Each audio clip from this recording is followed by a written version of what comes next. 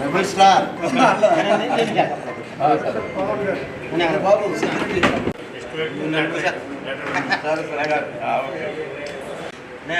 చేసావా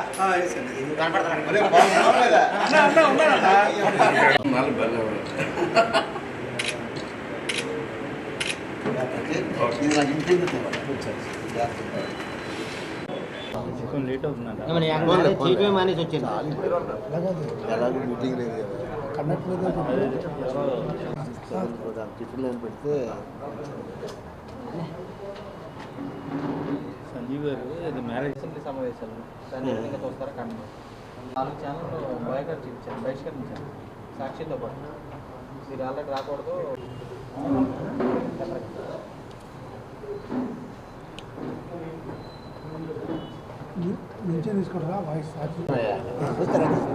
అంత కంగారు పడిపోతుంది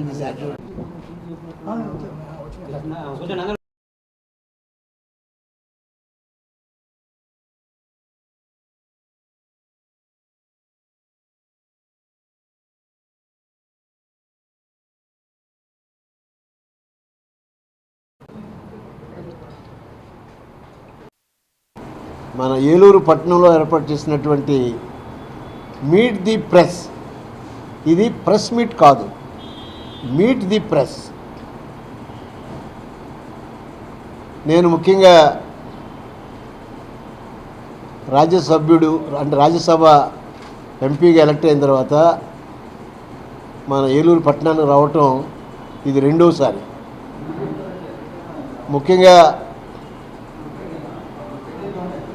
ఏలూరు ప్రక్కన కొవ్వల గ్రామంలో పుట్టి పెరిగిన వాడిని, ఏలూరులో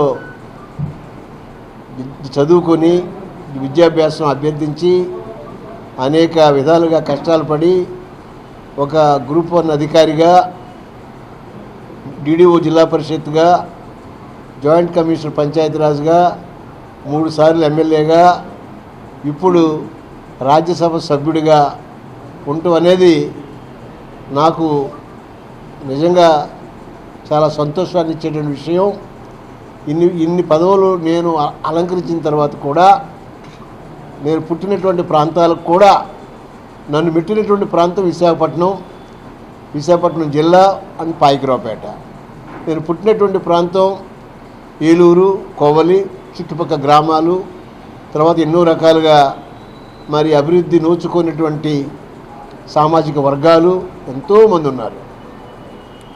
నేను కోరేది ఒకటే, గౌరవనీయులు శ్రీ చంద్రబాబు నాయుడు గారు ముఖ్యమంత్రి కాకముందు వారు ఏ రకమైనటువంటి ప్రామిస్ చేశారు, ముఖ్యమంత్రి కాకముందు వారి మేనిఫెస్టోలో సూపర్ 6, స్వీట్ 6, సుప్రీం 6 అని చెబుతూ చక్కటి వాగ్దానాలు చేశారు.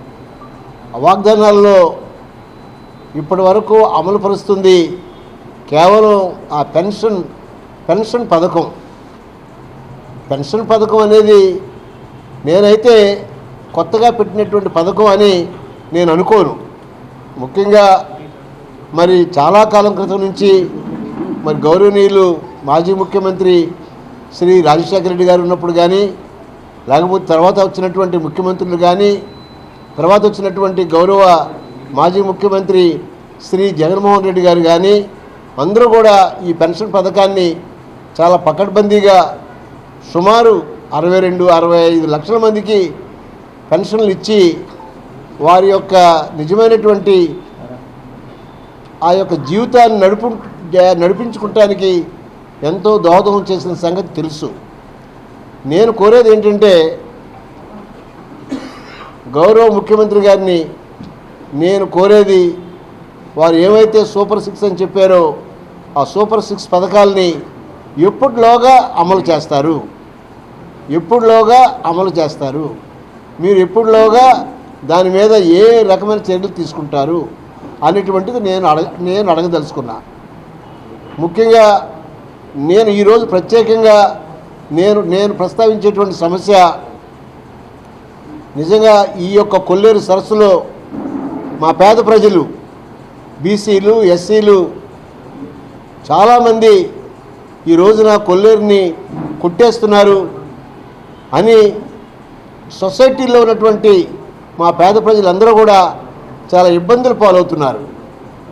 నేను ఒకటే అడుగుతున్నాను, మీరు 3 కౌంటోరా 5th కౌంటోరా అనేది ఒక్కసారి డిసైడ్ చేయండి. పేద ప్రజలకు కానీ అన్యాయం జరిగితే ఎట్టి పరిస్థితుల్లో కూడా ప్రభుత్వాలు అర్థం చేసుకోవాల్సినటువంటి విషయం ఉంది. వారికి జీవనోపాధి ఇంకా వేరేటువంటిది ఏమీ ఉండదు. ఆ కొల్లేరు సరస్సులోనే ఎకరమో చేసుకుని చిన్న చిన్న చేపల్ని అలాగే చిన్న చిన్న చెరువులను తవ్వుకుని వారి జీవనాధారం గడుపుకునేటువంటి పరిస్థితి. ఈ పరిస్థితుల్లో మరి వారి జీవనాధారం పోతే వారికి రక్షణ ఎవరు? ప్రభుత్వమే రక్షించాలి. కాబట్టి ఈ విషయాన్ని తీవ్రంగా ఆలోచించమని నేను మరి ప్రభుత్వ అధికారుల్ని అలాగే ప్రభుత్వ అధినేతలను కూడా నేను కోరుతున్నాను. నేను ప్రత్యేకంగా మరి ఈ ప్రాంతంలో చేపల చెరువుల్ని చాలా దారుణంగా కొట్టేస్తున్నారు, కనీసం పేద ప్రజలకి జీవనోపాధి లేకుండా చేస్తున్నారని చెప్పి చాలా రకాలుగా మాకు మరి కంప్లైంట్స్ ఇస్తున్నారు. తప్పనిసరిగా ఈ విషయాన్ని వచ్చేటువంటి పార్లమెంట్ సమావేశాల్లో తప్పనిసరిగా లేవనెత్తుతాను. దాని మీద ఏం చేయాలో ఒక కార్యాచరణ పథకం కూడా చేపడతాం. నేను మరీ ప్రభుత్వానికి నేను విజ్ఞప్తి చేసేది ఈ అంశం. తర్వాత మూడో అంశం ఏంటంటే, మీ అందరికీ తెలిసిందే, రాష్ట్రంలో ఇప్పుడు ప్రతి ఒక్కరు కూడా ఉత్కంఠతో ఎదురుచూస్తున్నటువంటి సమస్య ఎస్సీ వర్గీకరణ మీద నేను లాస్ట్ టైం కూడా వచ్చినప్పుడు చాలా క్లియర్గా చెప్పాను. ఎవరికి అన్యాయం జరగకోకుండా, ఇటు మాలలకు కానీ మాదిగలకు కానీ ఎవరికి అన్యాయం జరగకోకుండా కులగణన కరెక్ట్గా చేసి ఎవరు వాటా ఎంతో న్యాయం చేయాలని నేను గౌరవ ముఖ్యమంత్రి గారికి నేను విజ్ఞప్తి చేస్తున్నాను. ఈ విషయంలో ఎక్కడైనా ఏ తప్పు జరిగినా ఖచ్చితంగా దానికి బాధ్యత వహించవలసింది గౌరవ ముఖ్యమంత్రి గారు చాలా విజ్ఞత కల రాజకీయ అనుభవం ఉన్నటువంటి మనిషి. నేను కోరుకునేది ఈ యొక్క విషయంలో తప్పనిసరిగా రాష్ట్రంలో ఎవరికి అన్యాయం జరిగినా ఈ విషయంలో దానికి ప్రత్యేకమైనటువంటి బాధ్యత గౌరవ ముఖ్యమంత్రి గారు అలాగే మన ప్రభుత్వమే తీసుకోవాలి. ఈ రోజున దేశంలో చాలా చోట్ల ఈ యొక్క సమస్య ఉంది. ఈ సమస్య ఉంది కాబట్టి నేను కూడా వ్యక్తిగతంగా నేను కోరుకునేది 2 కులాలు 3 కులాలు, ఎన్ని కులాలు ఉంటే అన్ని కులాలు అందరికీ కూడా సమాన న్యాయం చేయాలి.